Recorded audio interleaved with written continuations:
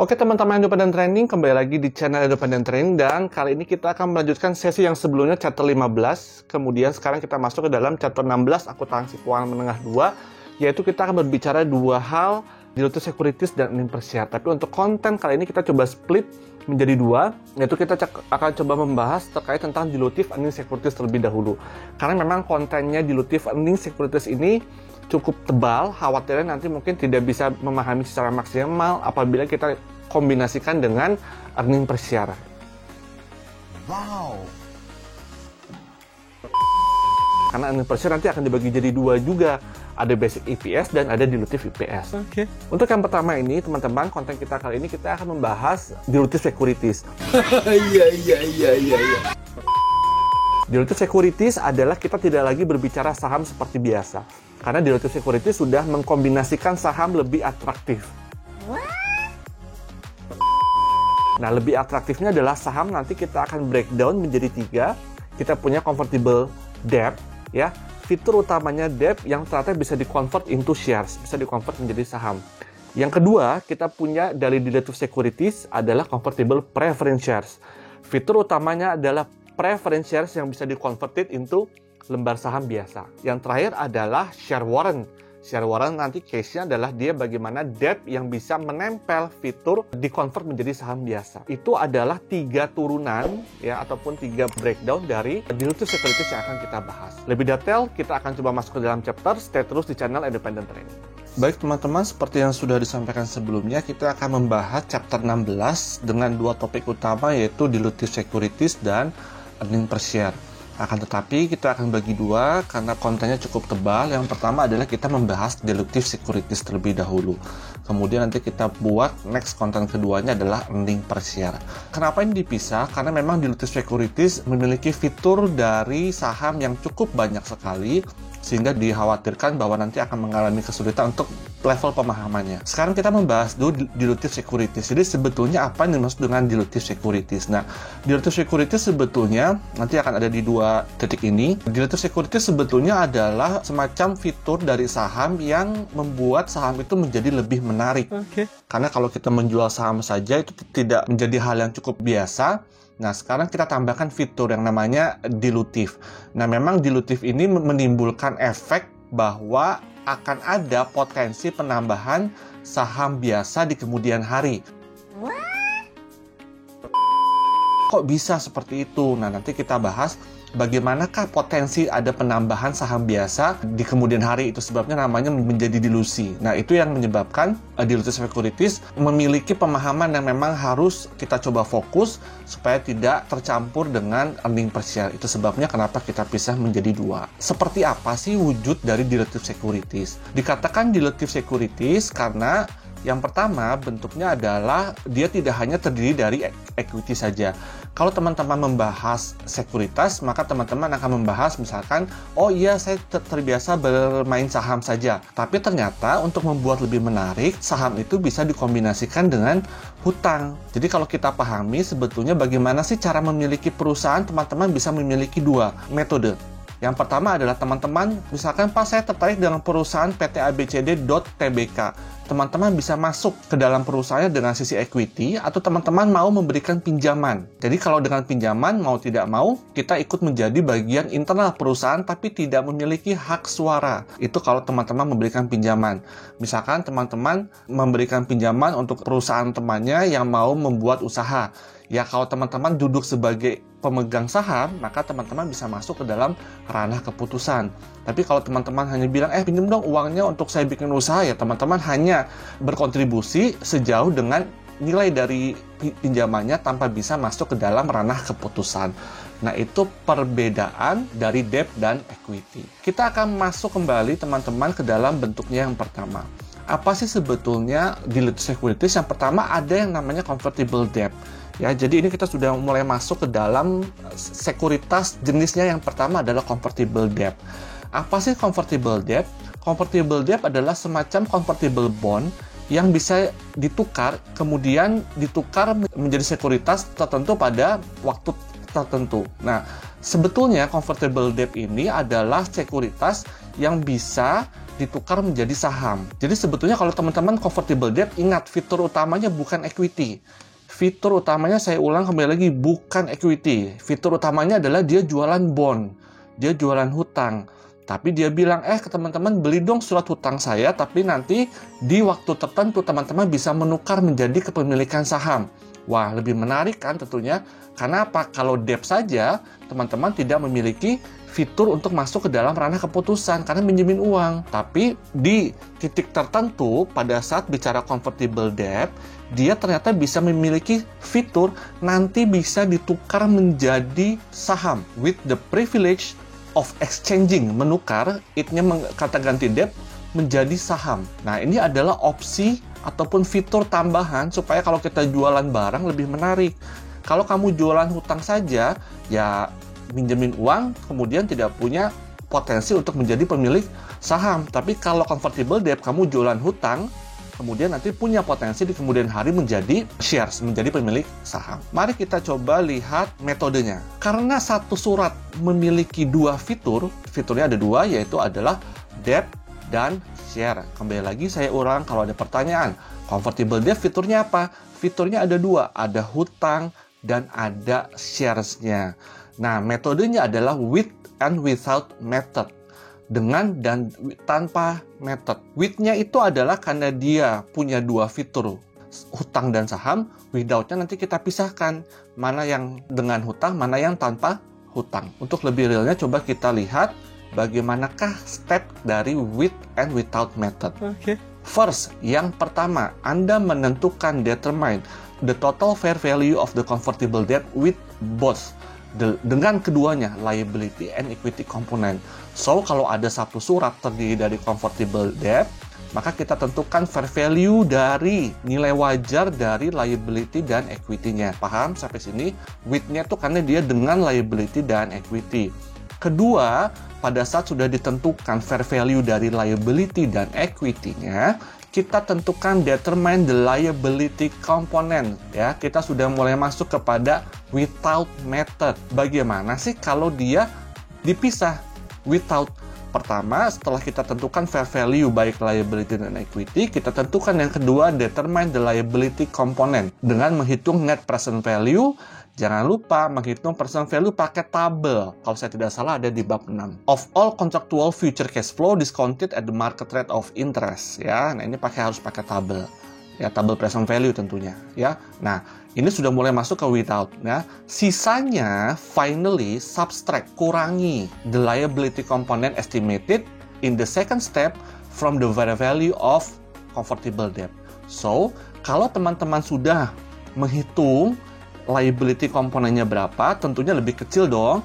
Anda kurangkan dengan total fair value liability dan equity. Ya, itulah maksud nomor 3, finally subtract, kurangi liability komponen yang sudah diestimasi in the second step, ya, from the fair value of the convertible debt yang Anda tentukan di step pertama. Untuk sampai, saya highlight warna hijau, untuk sampai pada equity komponen. So, dari sini teman-teman sudah memiliki 3 tahap teknis. Yang pertama, tentukan fair value dari buat kedua liability dan equity. Satu surat ada 2 fitur. Yang pertama, kurangi dulu dengan liability. Tentukan berapa liability-nya. Oke, setelah dapat liability-nya, kurangi nilai liability ini dengan nilai fair value keseluruhannya. Sampailah Anda pada to arrive at the equity component, atau kita sampai pada nilai equity shares-nya. Sekarang coba kita lihat accounting at the time of issuance of convertible debt. To illustrate the accounting for convertible debt, assume that Roche Group issued 2000 convertible bond. Hati-hati, dia bukan issued 2000 shares. Dia bukan issued 2000 bond. No. Dia issued convertible bond. Pahami bahwa pada saat dia meng-issue 2000 convertible bond, artinya ada 2000 convertible bond yang bisa di-convert menjadi shares. Damn! Pahami pengembangan keilmuannya, Anda sudah tidak lagi hanya bicara bond saja, Anda tidak lagi sudah hanya bicara share saja, Anda berbicara convertible bond.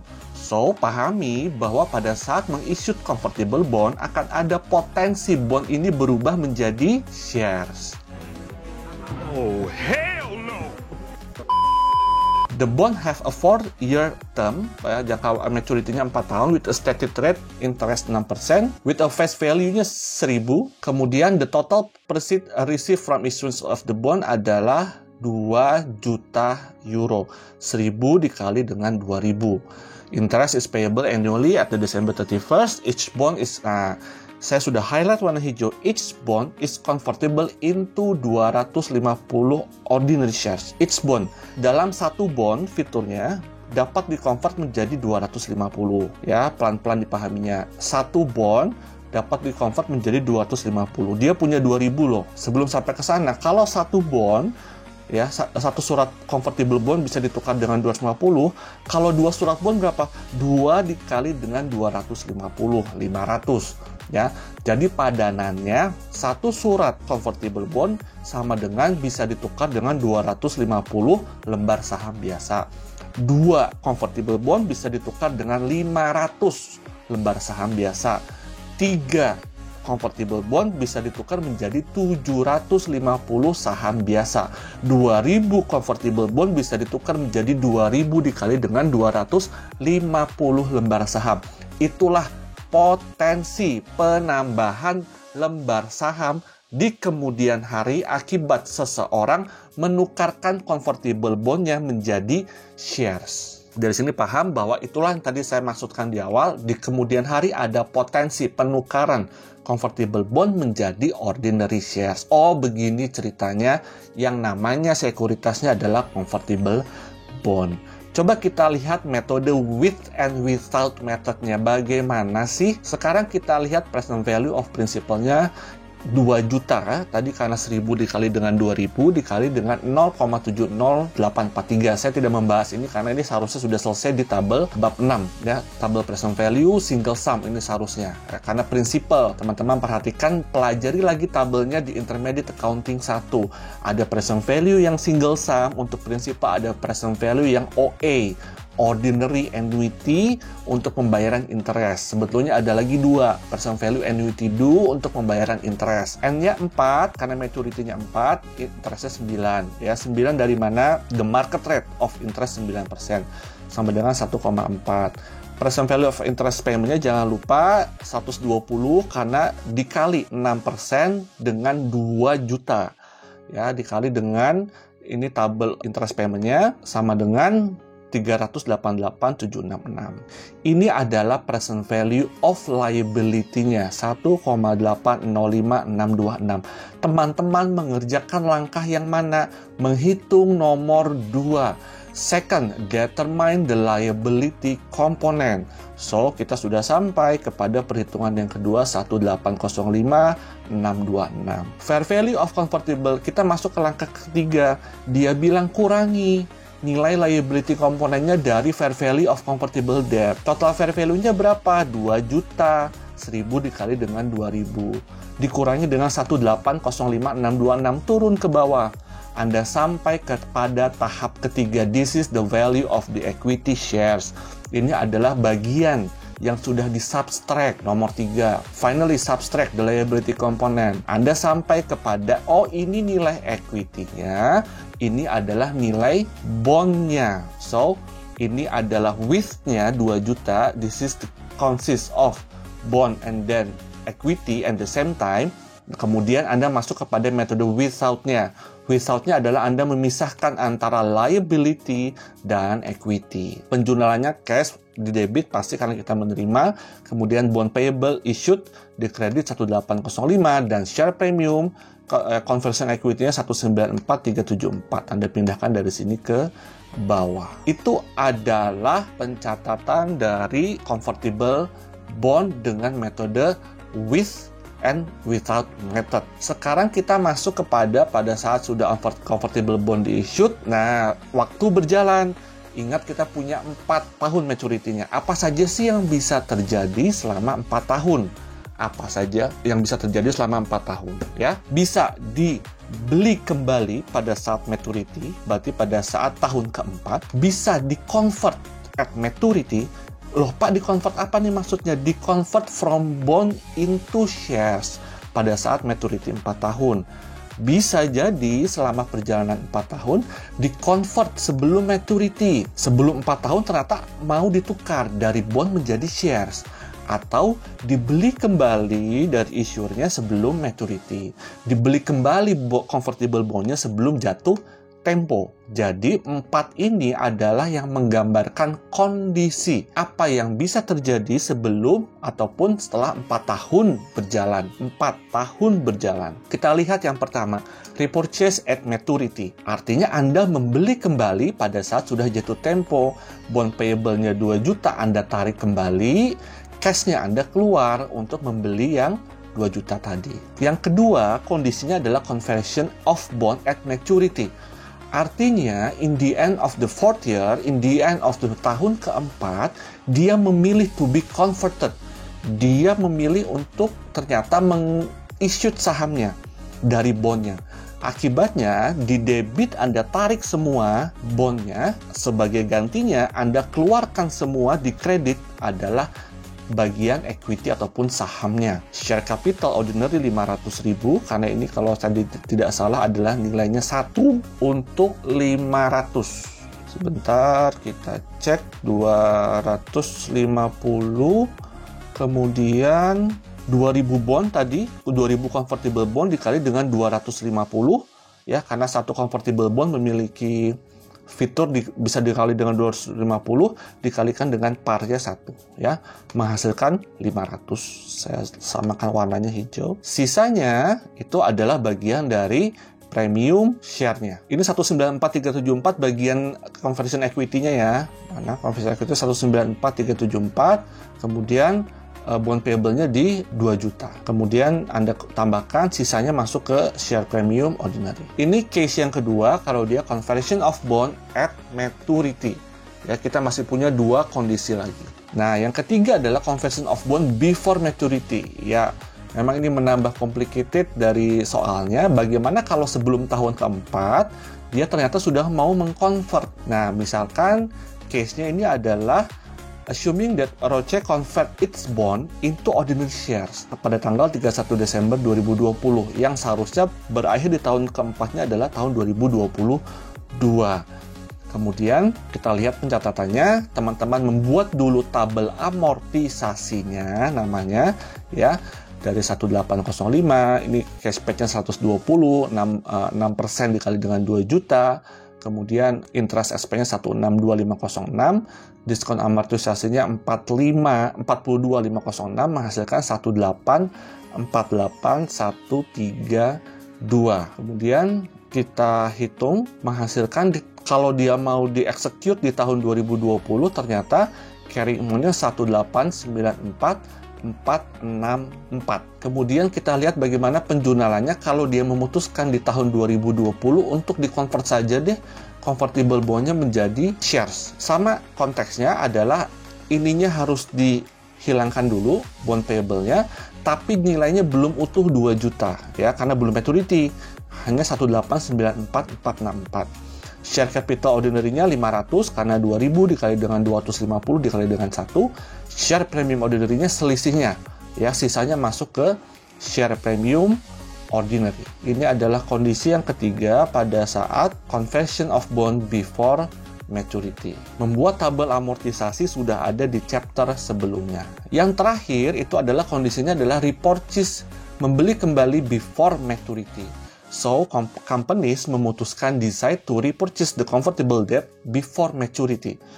Roche, perusahaan memutuskan determine that the value of the liability component of the convertible bond at Desember 31, 2020 and then mengurangi subtract this amount from the value of the convertible bond. Nah, ini adalah sebetulnya metode dari with or without method tadi. To illustrate, instead of daripada dia converting bond, assume that Roche memutuskan untuk membeli kembali the convertible bond from the bondholders. Jadi Roche daripada dia convert ke saham, dia memutuskan untuk membeli kembali convertible bond yang sudah beredar dari pemegang bondholdernya. Beberapa informasinya, fair value of the convertible debt including both liability and equity component based on market price adalah 1965. So, convertible bond yang beredar di pasar pada Desember 31 2020 nilainya 1965 berdasarkan nilai market price. The value of the liability komponennya 1904900. Kemudian ini adalah perhitungan dari 1904900 adalah perhitungan dari liability komponennya dulu. Perbedaannya kalau repurchase dia akan menghitung gain or loss-nya. Saya ulangi, pada saat ada soal perusahaan memutuskan untuk membeli kembali repurchase the convertible bond, maka teman-teman jangan melupakan perhitungan gain on loss ataupun keuntungan ataupun kerugian akibat membeli kembali. Present value-nya 1904, carrying value-nya 1894, akhirnya perusahaan rugi sebesar 10436. Karena apa? Carrying value-nya lebih rendah daripada market value-nya. Untuk barang, kenapa bisa seperti itu logikanya? Untuk barang yang sebetulnya nilainya 1894, Anda harus membeli di pasar sebesar 1904900. Akibatnya Anda rugi karena Anda membeli barang yang lebih mahal di pasar daripada harga yang tertera di barangnya itu sendiri. Perusahaan mengeluarkan uang lebih banyak untuk barang yang harganya segini. Itu sebabnya perusahaan loss on repurchase. Roche dia bilang has a loss on this repurchase because the value of debt is greater, lebih besar daripada carrying amount-nya. Anda beli fair value dari barang seharga 1,9 juta, mau nggak mau Anda keluarkan karena fair value-nya seperti itu. Untuk harga barang yang sebetulnya 1894, Anda rugi. Setelah menghitung gain or loss on debt repurchase, Anda menghitung equity adjustment-nya. Fair value of convertible debt with equity component 1965. Fair value of the convertible debt warna hijau ketemu warna hijau. Fair value of the convertible debt dua-duanya including both liability and equity component adalah 1965. Dikurangi dengan fair value of liability component Desember 31 2020, lihat 1904 ini adalah dari atas. Sehingga sisanya fair value of equity component adalah 60. Jangan bingung.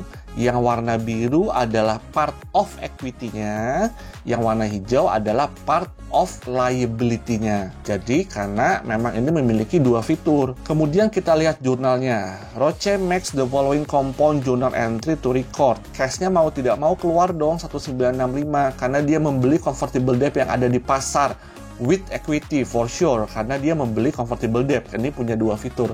Seharga 1965. Bagian bond payable-nya 1894 kita breakdown, ditarik share premiumnya dari kredit, ditarik ke debit, loss on repurchase-nya, dia membeli harga barang yang lebih mahal sebesar 10.436.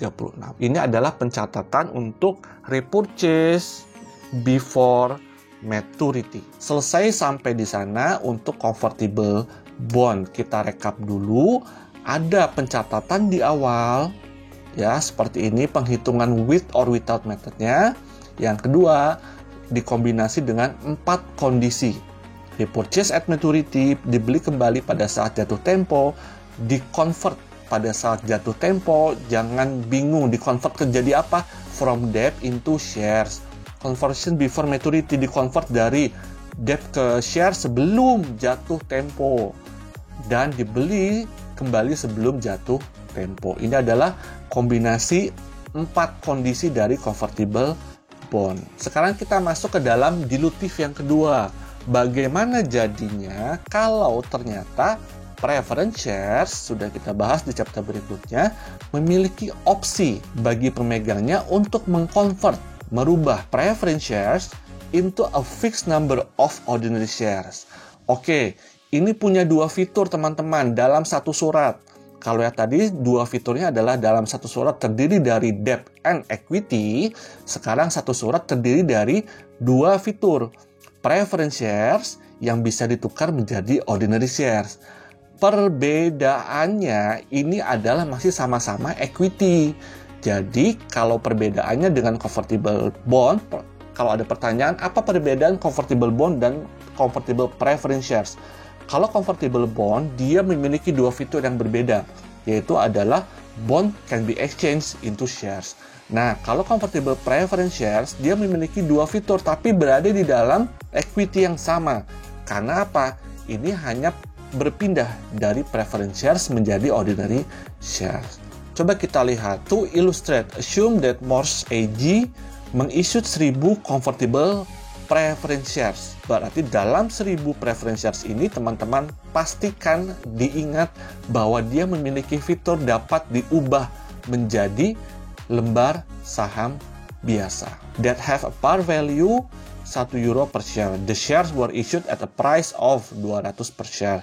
The journal entry of record this transaction is as follows. Nah, case-nya pasti di debit karena kita mendapatkan 1000 dikali dengan €200 harga jualnya. Ini adalah harga at par-nya dan selisihnya masuk ke share premium. Apabila setiap each share dari setiap convertible preference share bisa ditukar menjadi 25 ordinary shares. Oke, pelan-pelan memahaminya. Kamu pegang satu surat convertible preference shares. Satu surat bisa dikonvert menjadi 25. Dua surat bisa ditukar menjadi 50 ordinary shares. 3 convertible preference shares bisa ditukar menjadi 75. Sehingga 1000 convertible preference shares bisa ditukar menjadi 1000 dikali dengan 25. Coba kita lihat lebih lanjut. If each share is subsequently converted into 25 each ordinary shares dengan par value-nya 2 that have a var value 410, kita lihat di journal entry-nya. Ya, akibatnya mau tidak mau kalau dia can be converted dan ternyata di-convert, mau tidak mau share capitalnya muncul. Ya kan, karena dia memutuskan untuk meng-convert from preference shares into a fixed number of ordinary shares. Akibatnya apa? Kreditnya mau tidak mau muncul share capital ordinary. Anda hapuskan share capital dari preference-nya, ya kan? Anda munculkan di debit karena saldo normalnya di kredit. Anda hilangkan di debit, Anda munculkan share capital ordinary-nya. Seperti itu. Kita lanjutkan kembali teman-teman ke dalam fitur, kalau saya tidak salah, surat yang ketiga, share warrant. Kita sudah punya dua, tadi convertible bond, convertible debt. Yang kedua adalah convertible preference shares, dan ternyata sekarang ada share warrants. Share warrants adalah guarantee. Apa sih warrants? Warrants are certificate entitling to the holder, pemiliknya, untuk meng-acquire, memiliki saham pada harga tertentu sesuai dengan within a stated period, sesuai dengan tanggal yang sudah ditentukan. Oh, jadi ini fitur saham yang bisa dimiliki dengan harga tertentu sesuai dengan tanggal yang sudah ditetapkan. Oh, berarti ada security-nya di sini. Berbeda kalau Anda bermain saham biasa. Anda nggak tahu besok akan keluar di harga berapa dan terserah Anda apakah Anda mau memiliki hari itu atau nanti Anda memiliki di hari lain, ya. Kalau ini enggak, ternyata warrant adalah sertifikat, ya, untuk memiliki saham, acquire shares at the certain price, sudah ditentukan harganya sesuai tapi dengan tanggal yang sudah ditetapkan, ya. Ini adalah fitur tambahan dari shares. Surat berharga juga ini. Tujuannya apa? Pertama, to make the security more attractive. Pastinya karena sekarang teman-teman sudah memiliki semacam security harga tertentu sesuai dengan tanggal yang sudah ditetapkan.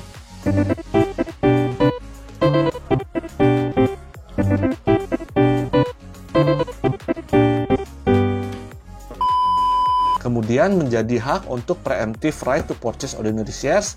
Yang ketiga, ini bisa dijadikan bentuk kompensasi. Oke, Anda nanti boleh mendapatkan saham ini di 5 tahun kemudian. Dijadikanlah bonus ataupun kompensasi untuk karyawan, ya. Nah, kita lihat ilustrasinya. At one time, Siemens, dia bilang meng-issued bond with detachable 5-year warrants. Assume that the 5-year warrants provide the option to buy one ordinary. Nah, ini dia optionnya nih. Nah, inilah fitur tambahannya. Anda dapat membeli option to buy one ordinary shares pada harga, 25 sudah ditentukan. At the time, an ordinary share of Siemens was selling for approximately 30. Oh, ini dia fitur menguntungkannya. Anda kalau memiliki warrant tadi bisa membeli di harga 25, yang harga pasarnya 30, for sure lebih murah, ya. Siemens was able to sell the bonds plus the warrant dengan harga 10.200.000. Oh, jadi rupanya share warrants ini menempel pada instrumen bond. Saya ulangi, fiturnya ternyata share warrant ini menempel pada surat hutang bond, ya. Simmons kemudian menentukan the present value of the future cash flow related to the bond adalah sebesar 9,7 juta. Kemudian dikurangi dengan with or without method, jangan lupa nilai dari keseluruhannya 10.500.000 untuk sampai pada equity component, ya. Jadi nilai keseluruhannya bond plus share warrant adalah 10.200.000. Bagian dari bondnya sendiri adalah 9,7. So the rest amount will be part of equity component, ya, ataupun nilai sisanya menjadi equity. Coba kita lihat with or without methodnya secara teknis. Fair value of the bond with warrant 10.200.000 dikurangi dengan fair value liability komponennya 9.707 dan equity komponennya sisanya 492. In these situations, the bond sell at discount karena dia menjual di bawah harganya, ya, 9,7. In addition, Simmons sells warrant that it credit to share premium, mendapatkan cash sebesar 492. Ini adalah bagian dari shares-nya. Ini adalah bagian dari bond-nya. Ini adalah penghitungan bagaimana kalau bond yang ditempelkan dengan fitur shares warrant. Assuming investor exercise 10.000 warrant, ya, satu warrant per ordinary share, Simmons makes the following entry. Akibatnya dia dikonvert rupanya dengan harga tadi. Kok harganya 25? Ingat, ini adalah share warrant, ya, harga kesepakatannya 25. Option to buy one ordinary share para value 5 pada harga 25. Ternyata harganya 25 sesuai dengan kesepakatan. Itulah fungsinya share warrant. Share premium warrantnya dikredit, nah muncullah share premium ordinary. Jadi ini adalah entry untuk menghitung bagian dari share premium warrantnya yang ternyata sudah hilang karena sekarang share premium warrantnya timbul menjadi share premium ordinary-nya. Nah ini ditambahkan, ini para value-nya, ya, 10.000 dikali dengan 5, seharusnya ada di atas, ya, para value-nya 5. Kemudian selisihnya masuk ke share premium ordinary. Itu dia teman-teman pembahasan terkait tentang dilutive securities. Kita sudah bahas 3, ada convertible bond, ada convertible preference shares, dan terakhir adalah share warrant. Next pembelajaran kita adalah masuk kepada earning per share. Earning per share karena nanti earning per share-nya akan ada dilutive earning per share, ya. Jadi ini adalah tahap awal untuk menghitung earning per share. Semoga bermanfaat konten ini. Selesai pembahasan untuk part pertama chapter 16 dilutive securities. Oke teman-teman, seperti tadi yang sudah kita bahas merujuk kepada buku dan chapternya, bahwa teman-teman sekarang sudah memahami with or without method. With or without method itu adalah metode untuk memisahkan perhitungan fair value satu sekuritas, karena satu sekuritas sekarang teman-teman punya 2 fitur. Kalau kita ambil contoh convertible debt, dalam satu surat memiliki 2 fitur. Kita menghitung dulu fair value dari keseluruhannya. Itu adalah with methodnya. Nah, kemudian nanti kita hitung part of liability-nya. Ya, kita sudah mulai memisahkan